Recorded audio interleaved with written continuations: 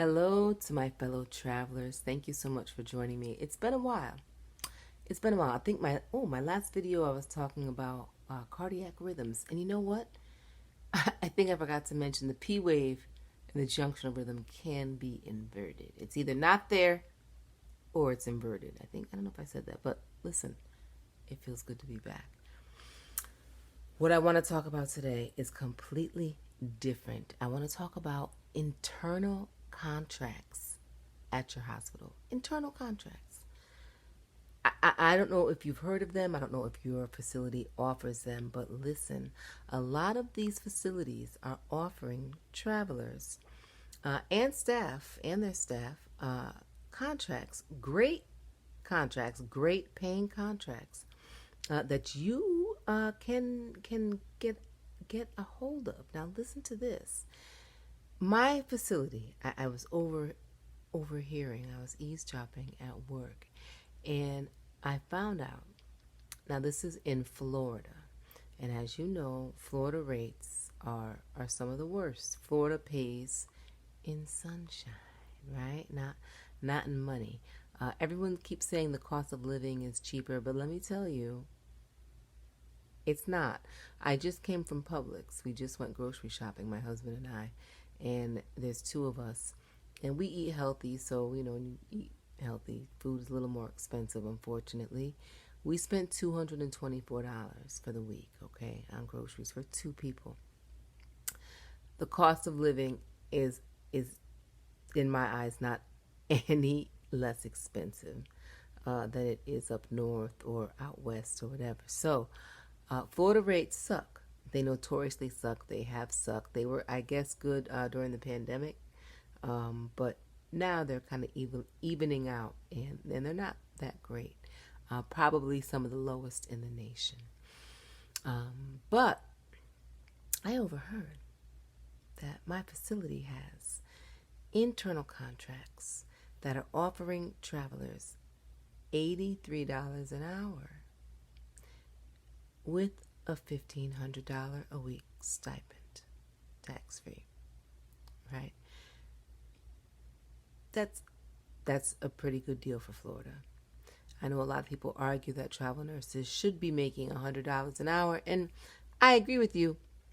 We should, but that's not always realistic, especially when you're working in certain states. Florida right now, as I said, it's notoriously a poor-paying state. Also, politically, with everything going on right now, we have to realize a lot of healthcare providers have flocked to the great free state of Florida. Thank you, Governor Ron DeSantis. Wherever you stand politically, he is my hero because he kept me working. He keeps our freedom of choice and freedom of speech alive.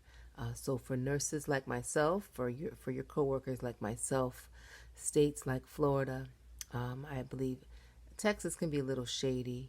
Montana, if you want to go to Montana, Wyoming, there are some states that have really kept the door open for us. That's all I'll say about that.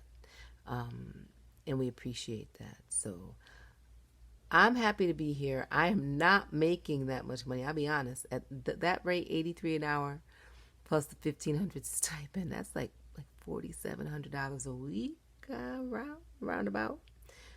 Unfortunately, my contract right now is not $4,700 a week. It should be. All of us should be making that money, but it ain't. So I think I need to kind of stop eavesdropping and butt in the conversations and figure out exactly how I apply for these internal contracts. So please keep your ears open. There's always a little more money to be made. We just have to learn the tips and tricks. Amazing. Absolutely amazing. And I'm telling you, I'm very happy right now with my contract. The facility is, when staffed, a well-oiled machine. It's a 60-bed ER. It's a big ER, but it's when appropriately staffed, it is a wonderful place to work. So I am going to be inquiring, and they have other facilities around here, like 15 of them. So I need to kind of branch out and see, wow, there's a lot of money out there. We need to keep our options open as travelers. We really do. And keep our minds open as well, because you never know where a wonderful opportunity is going to pop up. Oh, Arizona is another state right now. Banner Healthcare. I don't know if you're aware of this, but in the world of healthcare providers that chose a different route, Banner Healthcare was boycotted by us. We were not taking any jobs there because of their strict stipulations. And still in Arizona, I was looking to go to Arizona. I have a friend in Arizona. My husband and I were going to take a contract out there. They're paying a little better than Florida. Before I found out about that internal rate, they were paying better out in Arizona. But it has certain stipulations. So we will see if, I don't want to get political, I'm sorry, but we'll see if things change. We're looking to see if Kari Lake or Katie Hobbs is going to be the next governor. So that will be a big determiner for a lot of us travelers who would be looking to go out to Arizona and are trying to avoid the thing. All right. What else? Give me any questions you may have. Let me tell you a story. Let me tell you a quick story, all right? This is a good one. You know I like cardiac stuff, right? So, I gotta get to work and try to find a picture of that EKG. I want to send it to Amama too in Maryland, University of Maryland. Listen, we had a patient. As I'm coming into work, as I'm putting my bags down, I overhear, this room so-and-so's just started having runs of V-Tac. I'm like, Jesus. I haven't got a report yet. I don't even know who I'm taking over for, but I march over to the room. It's starting to become packed with people. He's been being put on the monitor. He's being put on the pads, all that stuff. Well, he was already on the monitor, but being put on the pads, and there's a gentleman there, and he's having severe runs of V-Tac in the 140s to 150s, because if it's less than 130, don't call it V-Tac, right? But he was V-Tac, and he would probably maybe 20 seconds and 5 seconds, and he'd go back to normal science, and he'd V-Tac again. And so what was the trigger? They said he'd been tachycardic since he arrived, but all of a sudden he started having runs of V-Tac. So now you have change of shift. There's day shift and night shift in the room.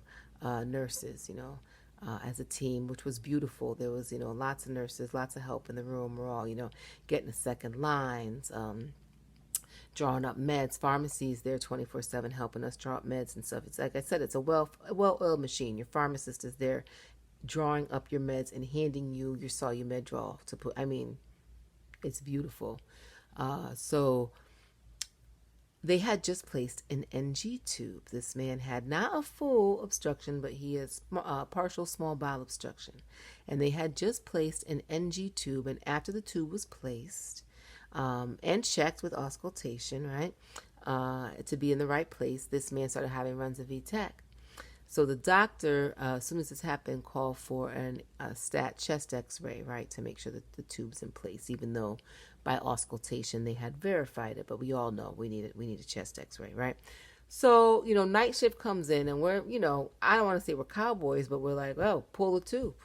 If the rhythm happens when the tube went down, pull the tube. Let's pull the tube and see what happens. But day shift was kind of adamant. The tube was in the right place.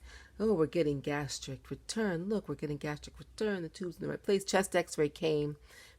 Tube's in the right place. Meanwhile, the man is saying, can you take this out? Can you take this out? I'm like, yeah.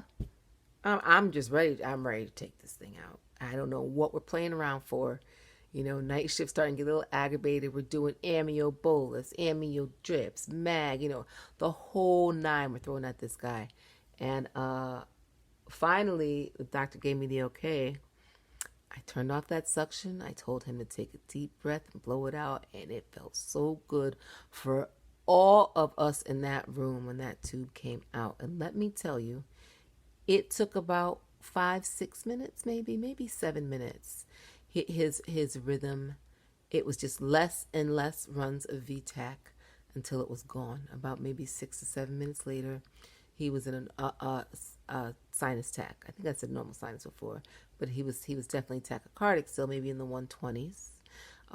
But let me tell you, what an experience. I had never seen an NG tube trigger. The vagus nerve.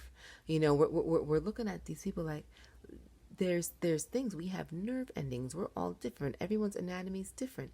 If this tube is causing him to have runs of VTAC, it doesn't matter what the gastric contents look like. It doesn't matter what you heard when you auscultated. If you heard your whoosh, it doesn't matter what the chest X-ray says. Pull the tube. Et voila, right? And that's a good example of, we have to remember that we are checking our patient and not the monitors. All right? Monitors or radiology,